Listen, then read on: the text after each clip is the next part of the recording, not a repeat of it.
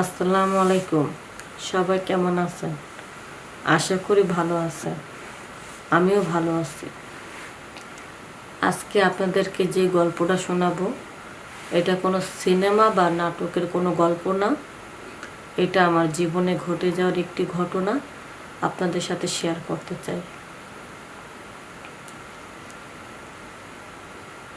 আমার হাজবেন্ড বিদেশে থাকে।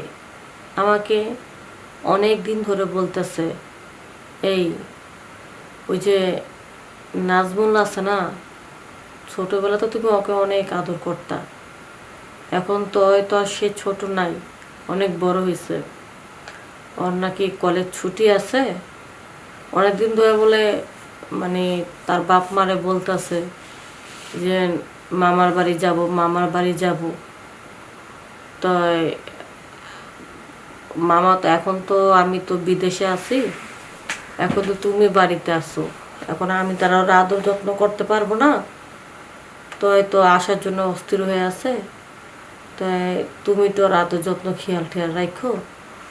ওর যেহেতু কলেজ বন্ধ, তাহলে কয়দিন 20 দিন বা 1 মাস বন্ধ থাকবে, ওই 1 মাস তোমার কাছে এসে বেরো। তখন আমি বললাম, আরে সে আসবে ভালো কথা তো, নাজমুলের কথা কত জিগেছি, এই তোমার বোনের কাছে কত কইছি যে নাপা নাজমুলের ছোটবেলা কি আদর করছি, এখন কত বড় হয়েছে, কেমন হয়েছে, একটু সরাসরি ওরা দেখতে ইচ্ছা করে। না, খালি কয় লেখাপড়া আছে, লেখাপড়া আছে, সময় নাই। তারও খুব ব্যস্ত, অফিসে চাকরি করে। নাজমুলও লেখাপড়া নিয়ে ব্যস্ত, স্কুল ছুটি হোক, কলেজ ছুটি হোক, কত বাহানা। এতদিন তো আসলোই না, আর এখন যেহেতু আসতে চাইতেছে, তাহলে তো আরো ভালো কথা, আসতে দাও। আমি ওর পছন্দ যত আইটেমের খাবার আছে সব রান্না করে রেডি করে রাখবো। কবে আসবে শুধু এটাই বলো। ও এখন তো কলেজ ছুটি হয়ে গেছে গা, হয়তো 2 দিন পর আসবে, নিজেরও তো একটা গুছগাছ আছে, 2 দিন পর আসবে। তো আমি বলছি ঠিক আছে, তোমার ভাইনাকে আসতে বলো, কোনো সমস্যা নেই। তো ওর ভাগনা তো শহরে থেকে আর লেখাপড়া শিখছে, এখন গ্রামের বাড়িতে আসবে। ওর বয়স যখন 5 বছর, গ্রামে ভালো স্কুল নাই, শহরে নামি দামি স্কুল, ভালো লেখাপড়ার ব্যবস্থা আছে, সেখানে আমার হাজব্যান্ডের ভাগনাকে শেখাবে। ওর বাপ মা নিয়ে গেল, গ্রামের স্কুল নাকি তাদের পছন্দ না। এই যে 5 বছর সবাই নিয়ে গেছে, আর এখন তো প্রায় ছেলের বয়স তো না হইলো হয়তো 20 বছরের মতন হয়ে গেছে গা। 15 বছর পর আমাদের বাড়িতে আসবো, কি আনন্দ। আর এই 15 বছরের মধ্যে আমারও আল্লাহ পাকে কোনো সন্তান দেয় নাই কা, তাই ওই ভাগ্নেটারে খুব আদর করি। মাঝে মধ্যে মনে হয় যে কে বলছে সন্তান দেয় নাই, এই ভাগ্নাটা তো আবার সন্তানের মতো নেই। ওইটা মনে করে মনটারে সান্ত্বনা দিই যে আমার তো একটা সন্তান আছে, লেখাপড়া করতেছে, নাজমুল আছে না, এরকম ওরে নিয়ে মাঝে মধ্যে ভাইবা চিন্তা থাকে।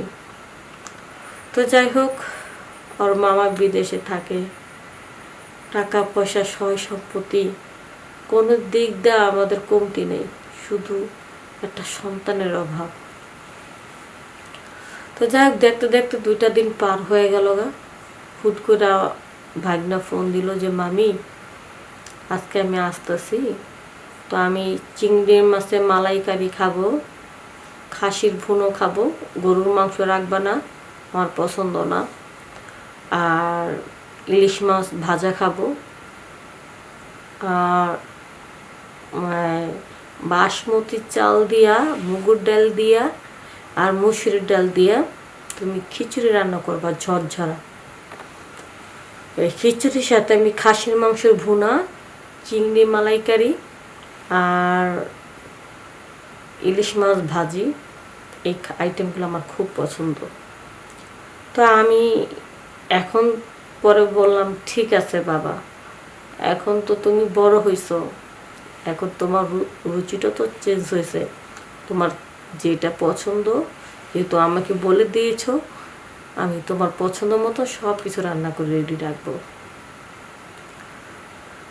তো বাইগনা আসছে আমাদের বাড়িতে, ওর পছন্দ মতো সব খাবার আমরা রান্না করেছি।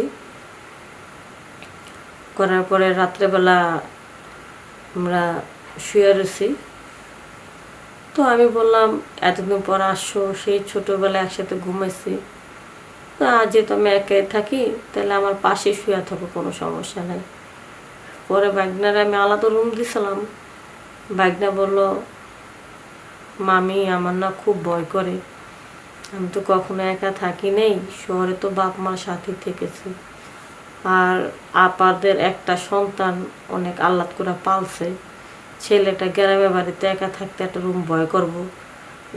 দরজার পিছনে জানলার পিছনে তো গাছগাছালি থাকে, জঙ্গল টঙ্গল থাকে, ভয় লাগাটাই স্বাভাবিক। তো থাক, ভাগ্নে তো সমস্যা কি, ওইটা মনে করে ভাগ্নার সাথে একসাথে আমরা শুয়ে রয়েছি। এইভাবে শুয়ে রয়েছি, তো ভাগ্নে কি করে, ওই ঘুমের মধ্যে হাত পা আমার শরীরের উপর উঠা দেয়। ঘুমের মধ্যে কি যেন স্বপ্ন দেহে উল্টা পুল্টা, মাঝে মধ্যে দেহে আমার জরা ধরে আর বলে যে ময়ূরী আমার কাছে আসো, ময়ূরী একবার শুধু আমার কাছে আসো। উল্টা পুল্টা খারাপ খারাপ কথা কয়, আমার না শরমে ধরে। এই ব্যাপারটা আমার স্বামীর সাথেও কইতে পারি না, আর বাইগনার বাপ মার সাথে আলাপ করতে পারি না, বাইগনারও কিছু কইতে পারি না। যে ঘুমের মধ্যে যে বাইগনা আমার সাথে যে দুষ্টামি ঘুরা করে, এখন লজ্জা আমি কারোর কাছে কইতে পারি না। কিন্তু ওর মামায় তো প্রায় 5 বছর ধরে তো বিদেশ গেছে গা, আমার তো শরীরে ভরা গরম, মানে আগুন ধরে রয়েছে। এখন এই আগুনের উপরে যেতে যেতে কেউ আমার একটু টাচ করে, তা তো আরও আগুন ফাত ফাতা ধরবো।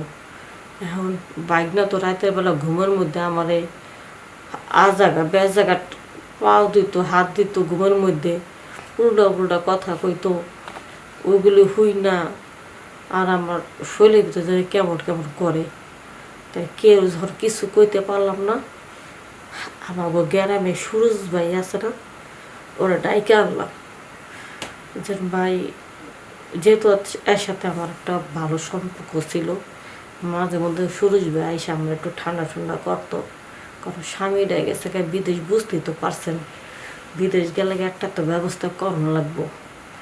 পরে সুরজ ভাইরে কইছিলাম যে সুরজ ভাই, বাইকটা আইব কয়দিন জানি, হ্যাঁ আমার কাছ থেকে জানি কয়দিন দূরে দূরে থাকে।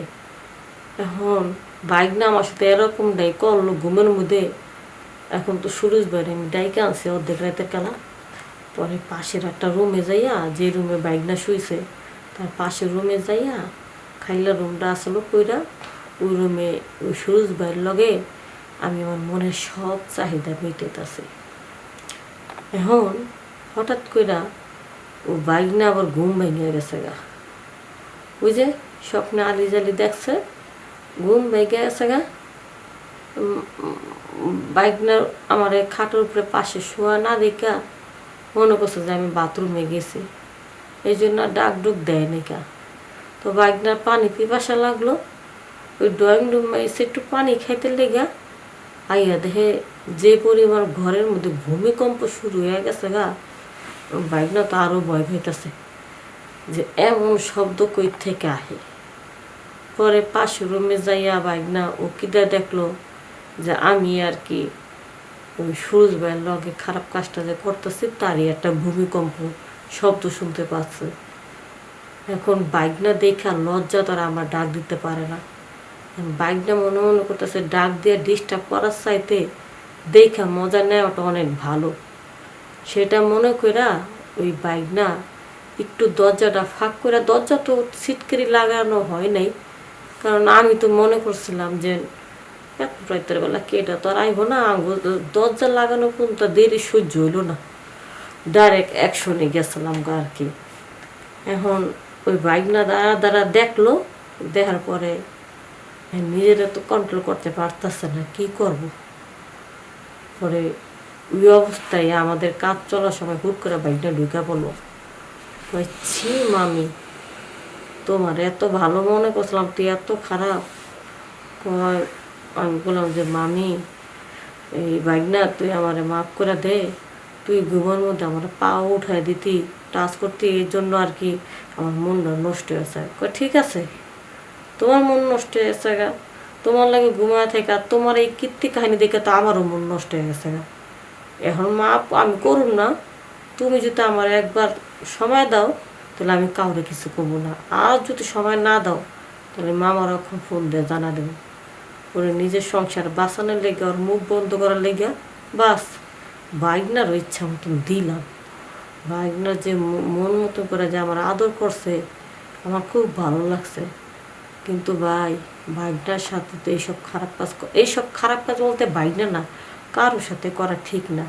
আমি যেহেতু একটা না বুঝা ভুল করে ফেলেছি, এরকম ভুল কিন্তু আপনারা করেন না, ঠিক আছে? স্বামী ছাড়া এই ধরনের খারাপ কাজ কারোর সাথে করবেন না। সবাই ভালো থাকবেন। আসসালামু আলাইকুম।